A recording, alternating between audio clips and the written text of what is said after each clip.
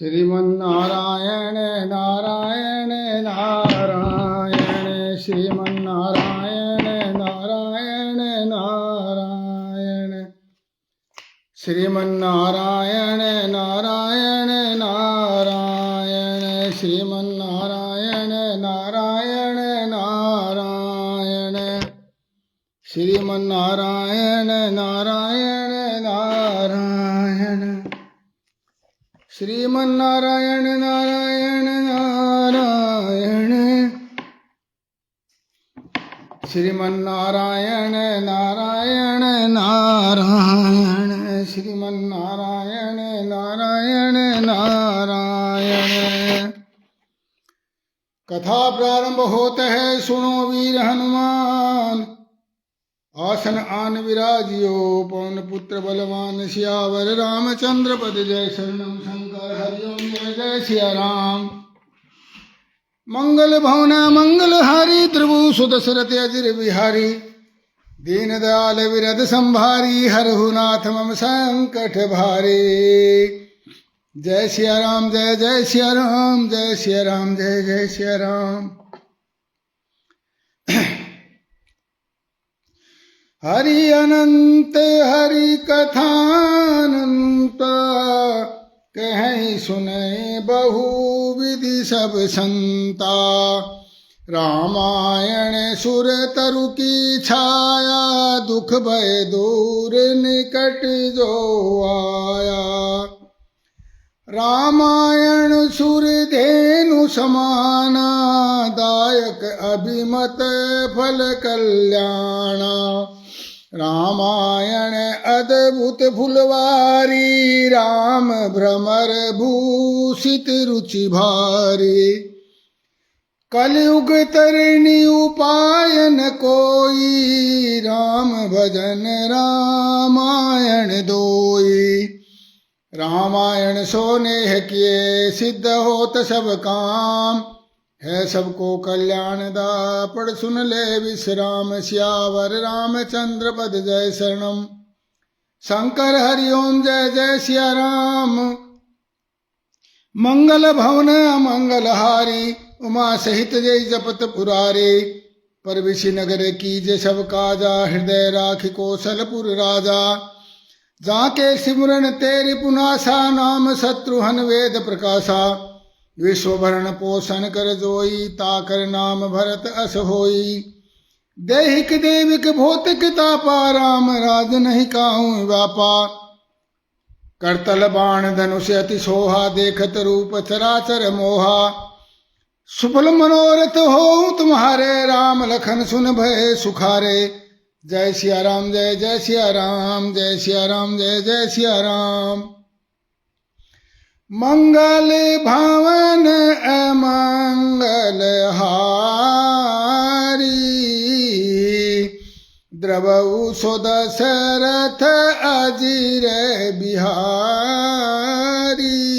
सिया राम दीन दयाल विरद संभारी।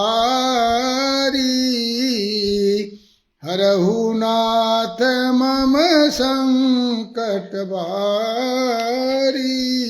सिया राम सियावर रामचंद्र की जय, पवन सुत हनुमान की जय। उमापति महादेव की जय। कुंडली दादी जी जय श्री राम। सुशील कौशिक जी जय श्री राम। मोनू शर्मा जी जय श्री राम। नारायण हरे नारायण हरे नारायण हरे। तो कल की कथा में हमने सुना कि राजा दशरथ ने राम और लक्ष्मण को महर्षि विश्वामित्र जी के साथ भेज दिया और अयोध्या से 1.5 योजन दूर सरयू के दक्षिण तट पर महर्षि ने श्री राम जी को और जल के आचमन करने को कहा। और उस समय राम जी ने उनको कहा कि हे गुरु जी, मुझे आप ज्ञान दीजिए। अब आचमन करने के पश्चात जो विश्वामित्र जी जिस उद्देश्य के लिए राम लक्ष्मण को लेकर आए थे, वो तो एक बहाना था या एक हेतु बनाना था कि भाई ताड़का और सुबाहु जो है वो उन राक्षसों का वध तो वो भी कर सकते थे, परंतु नहीं, इसका उद्देश्य कुछ और था। वो उद्देश्य अब समझ में आएगा। और ये सारी रामायण का जो बालकांड का जो मुख्य जो प्रसंग है वो इससे संपूर्ण होकर के और फिर अयोध्या कांड की तरफ जाएगी ये कथा। तो अब वहां पर आचमन करने के पश्चात ये अब अगली कथा जो है वाल्मीकि रामायण से मैंने ली है। विश्वामित्र जी कहने लगे, वत्स, बला और अति बला नाम से प्रसिद्ध मंत्र समुदाय को ग्रहण करो। आचमन करने के पश्चात इस बला और अति बला का ग्रहण से करने से क्या होगा? इससे तुम्हें कभी थकावट नहीं होगी, कभी ज्वर नहीं होगा, बुखार नहीं होगा, चिंताजनक कष्ट नहीं होगा। सोते समय असावधानी से भी असावधानी में भी राक्षस आक्रमण नहीं कर सकेंगे।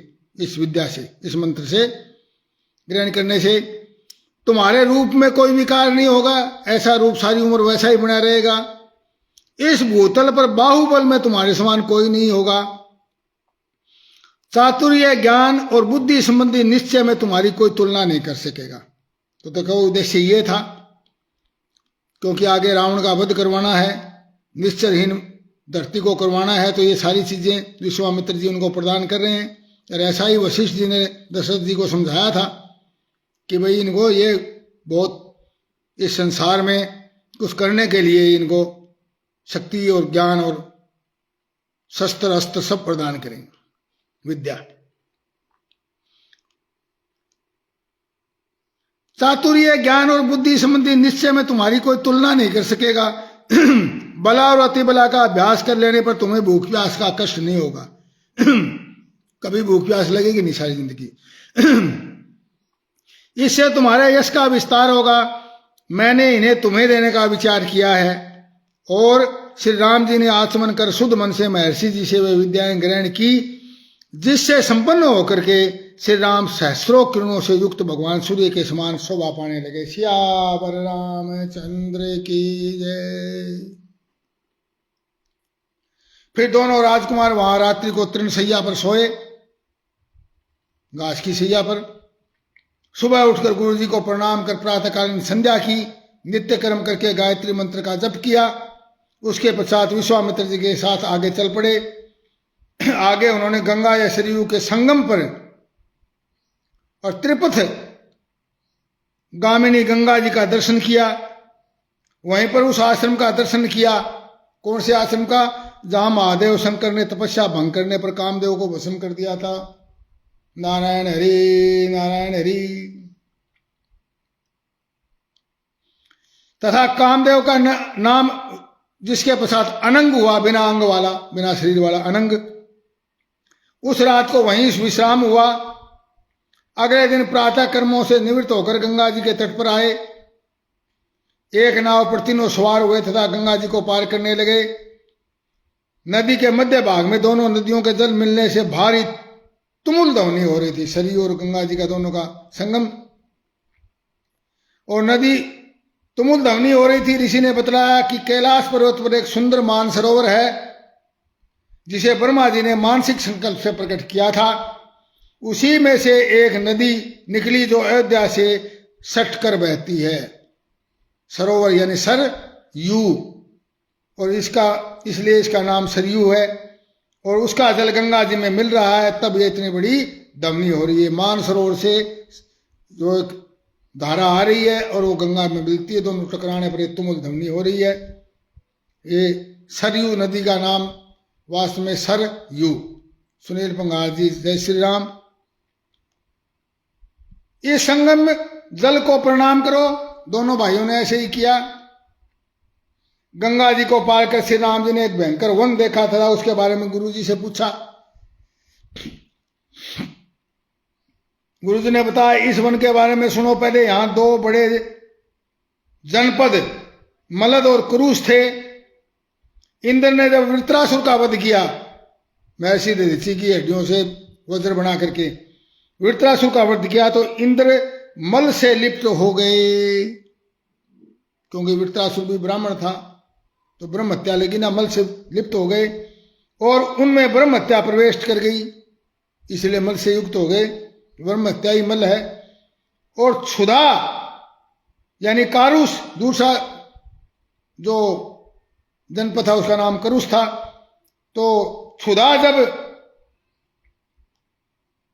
देवताओं और महर्षियों ने यहां कहा, ऋषियों ने यहां उनको गंगा जल से नहला करके मलवर कारुष को छुड़ा दिया। क्षुधा का मतलब प्यास होगी भयंकर, जिसको कारुष बोलते हैं, और मल ब्रह्म हत्या। तो मलद और करुष दो नाम के जनपद थे, उन मल और कारुष को छुड़ा दिया। तब मल से मलद और कारुष से करुष नाम के दो जनपद यहां पर बस गए, तथा इंद्र से उत्पन्न होने के कारण इन बड़े समृद्धशाली नगर ये बसे। नारायण हरि नारायण हरि। मलद और कारुष। कुछ कालानंतर यहां एक इच्छाधारिणी यक्षिणी जिसका नाम ताटका था वह आई, और वह सुंदर नाम के दैत्य की पत्नी है। मरीच उसका पुत्र है, और जो इंद्र के समान पराक्रमी है मरीच। उसी ताटका ने ये जनपद उजाड़ दिए और यहां भयंकर वन बन गया। नारायण हरि नारायण। ये वन जो है, पहले यहाँ बहुत दो बड़े बड़े जनपद थे। जनपद का मतलब जिले, जिनको आज हम जिले बोलते हैं। महानगर थे बड़े बड़े, और बड़े इंद्र के बसाने के कारण बड़े समृद्धशाली थे। परंतु ताड़का ने उनको उजाड़ करके सब लोगों को खा करके वहां पर वन बना दिया, और वह भयंकर वन बन गया। वह यक्षिणी 6 कोस के मार्ग को घेर कर रखती है। 15 किलोमीटर, 6 कोस का मतलब 2.5 किलोमीटर का एक कोस आज के दिन में, जिसका नाम ताटका वन है। हमें उधर ही चलना है। हे रघुनंदन, आपको इस श्रापग्रस्त ताड़का को मारना है। स्त्री हत्या से मुख नहीं मोड़ना, क्योंकि वह महापापिनी है। नारायण हरि नारायण। इंद्र ने मंथरा था शुक्राचार्य की माता, इंद्र ने मंथरा को तथा शुक्राचार्य की माता भृगुपत्नी त्रिभुवन को विष्णु ने मारा था। शुक्राचार्य की माता को भगवान विष्णु ने मारा, तो इनको मारने से कोई पाप नहीं पापनियों को। सुनील त्यागी जी, जय श्री राम। विजेंद्र गुज्जर जी, जय श्री राम।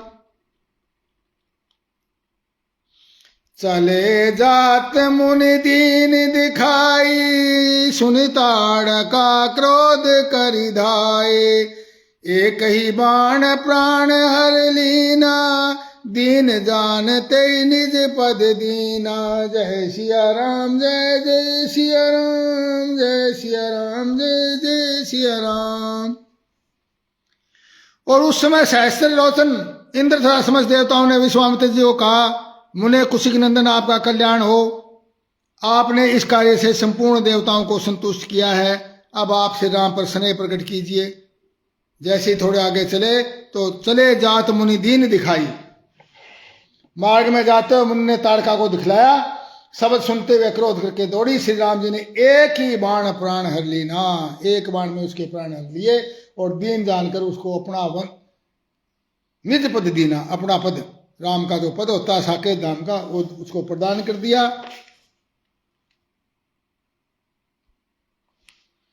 अब देवता जय जयकार करने लगे। प्रजापति कृषासु के अस्त्रधारी रूपधारी पुत्रों को श्री राम जी को समर्पित कीजिए। जितने भी अस्त्र शस्त्र हैं वो कश्यप ऋषि की संतान है ना, प्रजापति कृषासु की संतान है, और वो सब विश्वामित्र जी के पास है। वो सब उनको प्रदान कीजिए आप। अब ये देखिए, एक तो विद्या बला अति बला, एक ये दिव्य अस्त्र। तो राम को भगवान राम बनाने के लिए सारी गतिविधियां हैं, उनका हिस्सा है ये अस्त्रदान आपके अस्त्रदान से के सुयोग्य पात्र यही है राम जी, तथा आपके अनुसरण में तत्पर रहते हैं। अब महर्षि ने कहा, महायशस्वी राजकुमार, तुम्हारा कल्याण हो। आज मैं बड़ी प्रसन्नता से सब प्रकार के अस्त्र दे रहा हूं। दिव्य अस्त्र हैं ये। इनमें दंड चक्र, धर्म चक्र, काल चक्र, विष्णु चक्र और भयानक इंद्र चक्र, इंद्र का वज्रास्त्र, शिव का श्रेष्ठ त्रिशूल, ब्रह्मा जी का ब्रह्मशिर, ऐसी का अस्त्र व उत्तम ब्रह्मास्त्र, 2 अति उत्तम गदाएं, धर्मपास व कालपास तथा वरुणपास, सूखी व गीली असनी, पिनाक और नारायण अस्त्र भी दे रहा हूं। अग्नि का प्रिय आग्नेय अस्त्र, अस्त्रों में प्रधान वायव्य अस्त्र तथा हैसरा तथा क्रौंच अस्त्र, 2 शक्तियां, कंकाल, घोर मूसल, कपाल व किंकणी अस्त्र भी दे रहा हूं। नंदन नाम का विद्याधरों का महान अस्त्र और उत्तम खड़ग, गंधर्वों का प्रिय सम्मोहन अस्त्र, प्रस्वादन, प्रशमन और सौम्य अस्त्र, वर्षण, शोषण, संतापन, विलापन, पिशाचों का प्रिय मोहनास्त्र, सूर्य देवताओं का तेज, प्रभु नाम का अस्त्र, विश्वकर्मा का दारुण अस्त्र इत्यादि और बहुत प्रकार के अस्त्र शस्त्र मैं आपको दे रहा हूं। ये सभी अस्त्र इच्छा अनुसार रूप धारण करने वाले हैं। जब चाहोगे जब प्रकट हो जाएंगे, जब चाहो जब गुप्त हो जाएंगे, और महाबल संपन्न और परम उद्धार है। तुम इनको ग्रहण करो तथा इनका संग्रह देवताओं के लिए भी दुर्लभ है, देवताओं को भी प्राप्त नहीं होते। संतोष भारद्वाज जी, जय श्री राम। कुलाना से कथा को सुन रहे हैं आप। ऋषि विश्वामित्र जी ने जो ही जप आरंभ किया, सभी दिव्य अस्त्र स्वतः आकर श्री रघुनाथ जी के पास आ गए तथा कहा कि हम सब आपके सेवक हैं। आप जो सेवा हमारे से लेने लगेंगे, हम सब उनके लिए तैयार हैं। उन सब का स्पर्श कर कहा, आप अब से मेरे मन में निवास करें, मैं जब चाहूं जब प्रकट कर लूंगा। इतने आप इसमें सदृश स्वरूप जो है अदृश्य हो जाइए और दृश्य रूप में ना रहिए। आप मेरे मन में समा जाइए। उस समय इस समय आप जाएं और जब समय आए तो मेरी सहायता करते रहिए। आगे चलते चलते अपने आश्रम में पहुंच गए और सिद्ध आश्रम विश्वामित्र जी, जहां पर ये वही सिद्ध आश्रम है जहां विष्णु जी को सिद्धि प्राप्त हुई थी और वामना अवतार के लिए बलि से यहीं पर 3 पग भूमि मांग करके संपूर्ण सृष्टि को 3 डगों में सृष्टि माप ली थी। 3 कदमों में, 2 ही कदमों में माप ली थी, तीसरा तो उसके ऊपर रखा था सिर पर बलि के। तो बलि से यहीं से 3 पग भूमि मांग कर संपूर्ण सृष्टि माप ली थी। उसी वामन भगवान ने यहाँ निवास किया था, इसलिए सिद्ध आश्रम है तथा वामन में भक्ति होने के कारण महर्षि विश्वामित्र यहाँ भक्ति करते थे। अतः उन्होंने, यह उन्हीं का आश्रम था वामन का, और वहां रात्रि को विश्राम किया। प्रातः काल कहा मुनि सन रघुराई, निर्भय जग करो तुम जाई।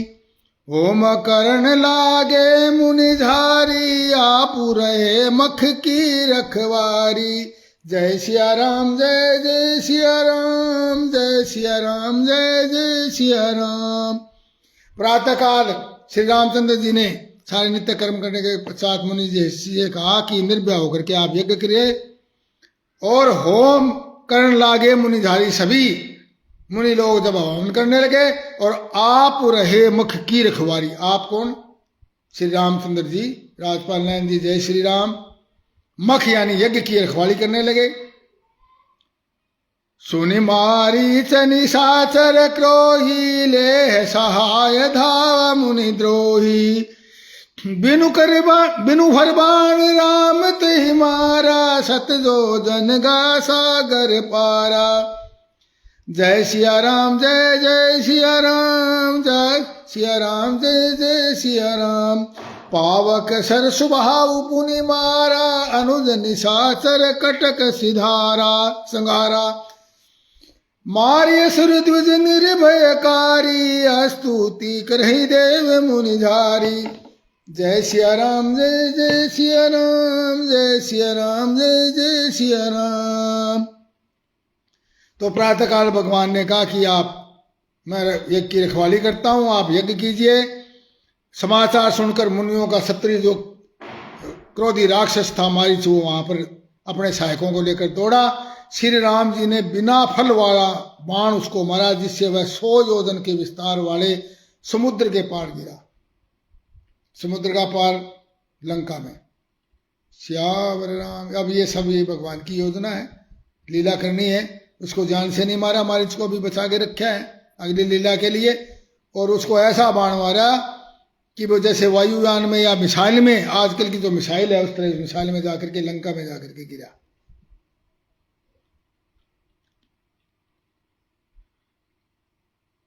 फिर सुबाहु को अग्नि बाण मारा। इधर छोटे भाई लक्ष्मण जी ने राक्षसों की सारी सेना का संहार कर डाला। इस प्रकार राम जी ने राक्षसों को मारकर ब्राह्मणों को निर्भय कर दिया। तब सारे देवता और मुनि स्तुति करने लगे। रघुनाथ जी ने वहां कुछ दिन और रहकर ब्राह्मणों पर दया की। भक्ति के कारण ब्राह्मणों ने बहुत सी पौराणिक कथाएं सुनाई, यद्यपि श्री राम उन सब कथाओं को जानते थे। तब मुनि सादर कहा बुझाई, चरित एक प्रभु देखिए जाए। धनुष यज्ञ सुन कुल रघुनाथा, हर्ष चले मुनिवर के साथा। तदंतर मुनि ने आदरपूर्वक समझाकर कहा, प्रभु चलकर एक चरित्र देखिए। आगे ये चरित्र है, इस चरित्र के बिना हम देखते हैं कि ये चरित्र नहीं होता। राम जी का सीता से विवाह नहीं है तो ना सीता का हरण होता, तो ना रावण का वध होता। तो ये चरित्र है अगले। तो एक चरित्र देखिए। रघुकुल के स्वामी श्री रामचंद्र जी धनुष यज्ञ की बात सुन करके और विश्वामित्र जी के साथ प्रसन्न होकर चले। धनुष यज्ञ कहाँ हो रहा था? जनकपुरी में। अब इस सारे जो कथानक पीछे आया है, इसको राधे श्याम रामायण के अंदर भी हम कुछ सुरीली आवाज में थोड़ा सा गा लेते हैं 2-4 लाइनों में। आरंभ यज्ञ का होते ही असुरों का मंडल आ पहुंचा, असुरों का मंडल आ पहुंचा। राक्षसों का दल शुभ अनुष्ठान में विघ्न रूप निष्ठुर निस्सर दल आ पहुंचा। शुभ अनुष्ठान में विघ्न रूप निष्ठुर निस्सर दल आ पहुंचा। रघुवंशी राजकुमारों ने आगे बढ़ ललकारा सबको, आगे बढ़कर ललकारा सबको। हाथों में लेकर धनुष बाण पल में संघारा सब दल को। क्षण में सुबाहु रजनीशर को अर्पण कर दिया अग्निशर के, अग्निबाण के। मारीच नीच को उड़ा दिया 100 योजन पार समुद्र के। श्यावर रामचंद्र की जय। तो वहां से कि हे प्रभु अब अगला चरित्र कीजिए। यहाँ से मिथिलापुरी जनकपुरी के अंदर एक धनुष यज्ञ हो रहा है, अपने को उस धनुष यज्ञ देखना है। धनुष यज्ञ की बात सुनकर के वो रामचंद्र जी ने प्रसन्नता से कहा कि गुरुदेव चलिए। अगले दिन प्रातःकाल दोनों भाइयों ने ऋषिवरों को प्रणाम किया और कहा मुनिवर हम दोनों, ऋषिवर को प्रणाम किया और कहा मुनिवर हम दोनों सेवक आपकी सेवा में उपस्थित है, आज्ञा दीजिए। ऋषि बोले नरश्रेष्ठ, मिथिला के राजा जनक का परम धर्ममय यज्ञ प्रारंभ होने वाला है, उसमें हम सब लोग जाएंगे, तुम्हें भी हमारे साथ वहां चलना है। वहां पर एक अद्भुत धनुष रत्न है और तुम्हें उसे देखना चाहिए। पुरुष पर्वर पहले कभी यज्ञ में पधारे हुए देवताओं ने जनक जी को वह धनुष दिया था। वह कितना प्रबल व भारी है, इसका कोई मापतोल नहीं है। वह बहुत ही प्रकाशवान धनुष है, भयंकर है। मनुष्यों की तो बात ही क्या, देवता असुर गंधर्व और राक्षस भी उसकी प्रशंसा नहीं चढ़ा सकते। उस धनुष की शक्ति का पता लगाने कितने ही महाबली राजा राजकुमार आए, परंतु कोई भी उसे चढ़ा नहीं सके। हे रघुनंदन राम, वहां चलकर तुम उस धनुष को देखना तथा उसके अद्भुत यज्ञ को भी देखो। मिथिला नरेश ने अपने यज्ञ के फलस्वरूप में वह उत्तम धनुष मांगा था। भगवान शंकर ने वह धनुष उन्हें प्रदान किया था। रघुनंदन राजा जनक के महल में वह धनुष पूजनीय है। तथा रोज उसकी पूजा होती है। ऐसा कहकर मुनिवर विश्वामित्र ने वन देवताओं से कहा, मैं अपना यज्ञ कार्य सिद्ध करके इस सिद्धाश्रम से जा रहा हूं। अब मेरा यज्ञ यहाँ पूरा हो गया, मैं यहाँ से जा रहा हूं। ऐसा कहकर ईश्वर ने आज्ञा ली और राम लक्ष्मण और ऋषि मंडली के साथ वहां से प्रस्थान किया। दूर तक का मार्ग तय करने पर सूर्यास्त होने पर ऋषियों ने सोनभद्र नदी पर पड़ाव डाला। पूजा पाठ अग्निहोत्र करने के पश्चात सब लोग बैठे। तत्पश्चात से राम जी ने उस प्रदेश का, उस सोनभद्र प्रदेश का परिचय पूछा। पूर्व काल में ब्रह्मा जी ने का एक, तो अब उस प्रदेश का परिचय पूछा। अब महर्षि विश्वामित्र जी ने कहा कि पूर्व काल में ब्रह्मा जी के कुश पुत्र कुश हुए, ब्रह्मा जी के पुत्र कुश हुए, जो कि धर्म के ज्ञाता, सत्पुरुषों का आदर करने वाले थे। विदर्भ कुमारी पत्नी से कुश के 4 पुत्र हुए, कुशनाभ, कुशाम्ब, असूर्त रजस और वसु। इन्होंने क्रम से महोदय, कौशाम्बी, अस्तुत और धर्मारण्य व गिरिव्रज नामक नगर बसाए। कुशनाभ ने महोदय नामक नगर, कुशाम्ब ने कौशाम्बी यानी कोशम, और असूर्त रजस ने धर्मारण्य और वसु ने गिरिव्रज नाम के नगर बसाए। गिरिव्रज वसुमती नाम से प्रसिद्ध हुई और रमणीय सोनभद्र नदी मगध देश में से आई है, इसलिए सुमागधी नाम से भी प्रसिद्ध हुई है। ये सोनभद्र का दूसरा नाम सुमागधी भी है, क्योंकि ये मगध से आई है। राजऋषि कुशनाभ ने घृताची अप्सरा से 100 कन्याओं को जन्म दिया। कुशनाभ राजऋषि थे, उन्होंने घृताची अप्सरा से 100 कन्याओं को जन्म दिया। वे अति सुंदर थी। एक बार वायु देवता ने उन्हें देख लिया, तथा सुंदरियों, मैं तुमसे विवाह करना चाहता हूँ। 100 कन्याओं ने कहा, हमें तुमसे कोई लगाव नहीं, हमारे पिता हमारे देवता हैं, वो हमें जिसके हाथ में देंगे हम वो ही हमारा पति होगा। वायुदेव ने कुपित होकर उनको कुबड़ी बना दिया। इससे देखकर राजा कुशनाभ को बड़ा दुख हुआ। पुत्रियों, तुमने एकमत होकर जो मेरे कुल की मर्यादा रखी है और काम भाव को अपने मन में भी स्थान नहीं दिया, यह बड़ा काम किया है। विचारने विषय यह था कि किस योग्य वर के उनका साथ विवाह किया जाए। तो चूली नाम के एक महा तेजस्वी सदाचारी एवं नैष्ठिक ब्रह्मचारी मुनि तप का अनुष्ठान कर रहे थे। सोमदा नाम की गंधर्व कुमारी जो उर्मिला की पुत्री थी, धर्म में स्थित रहकर मुनि की सेवा करने लगी। तपस्या पूर्ण होने पर उन्होंने वर मांगने को कहा। सोमदा ने कहा, आप ब्रह्म तेज से संपन्न महातपस्वी हैं, मैं आपसे बाह्य तप से युक्त एक पुत्री चाहती हूँ। मेरे कोई पति नहीं तथा मैं किसी की पत्नी नहीं हूं तथा न आगे होंगी। आप ब्रह्म तेज से मुझे पुत्र प्रदान करें। चूड़ी ने उन्हें उत्तम ब्रह्म तप से संपन्न एक पुत्र दिया, उसका जो उनका मानस पुत्र था, गर्भ से पैदा हुआ नहीं, वो मानस पुत्र था, जिसका नाम था ब्रह्मदत्त। राजा कुशनाभ ने अपनी 100 कन्याओं को ब्रह्मदत्त को देने का निश्चय किया। जैसे ही कन्याओं का पाणी ग्रहण हुआ और ब्रह्मदत्त के हाथों उनका स्पर्श हुआ, उनका कुबड़ापन समाप्त होकर रूप से संपन्न हो गई। पुत्रहीन राजा कुशनाभ ने पुत्रेष्टि यज्ञ किया, जिससे कुशनाभ के पिता कुशनाभ ने कहा, बेटा तुमने अपने समान परम धर्मात्मा पुत्र गाधी प्राप्त होगा। अब कुश के कुशनाभ और कुशनाभ के गाधी। हे रघुनंदन, वो गाधी मेरे पिता हैं। विश्वामित्र जी बता रहे हैं कि वो गाधी मेरे पिता हैं। गाधी तने ये विश्वामित्र जी। हे रघुनंदन, वो गाधी मेरे पिता थे तथा कुशिक वंश में उत्पन्न होने के कारण मैं कौशिक भी कहलाता हूं। तो ये कौशिक गोत्र की उत्पत्ति है।